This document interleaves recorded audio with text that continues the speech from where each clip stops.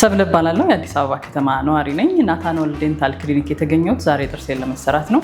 ላለፉት 4 ዓመታት ጥርሴን ያመኝ ነበር። የህመሜ መነሻ በተወሰነ የፊት ጥርሴ ላይ የህመም ስሜት ትንሽ ነበረኝና ወደ ሕክምና ተቋም ሄጄ ነበረ። ከዛ በኋላ ባለው ግን ሕክምናውን ከተከታተልኩኝ በኋላ ጥሩ ሕክምና አላገኘሁም ነበር መሰለኝ። ታሞ ከነበረው ጥርሴ አጠገብ ላለውም ህመሙ ተባብሶብኝ ከዛ ደግሞ ናታኖል ዴንታል ክሊኒክ ዶክተር ህሊናን በማህበራዊ ሚዲያ በቲክታክ አግኝቻት አውርቻት ነበረ። እሱንም እንግዲህ የነፃ ህክምና እንደምትሰጠኝ ነግራኝ ዛሬ እዚህ ተገኝቻለሁ። ጥሩ ህክምና እንደሚደረግልኝ በጣም እርግጠኛ ነኝ። ጥርሳችሁን ሲያማችሁ ትክክለኛ የህክምና ተቋምን ስለመምረጣችሁ እርግጠኛ መሆን መቻል አለባችሁ። ለዛም ቦታው ናታኖል።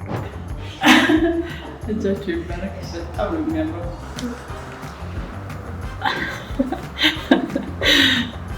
በጣም ነው የሚያምረው።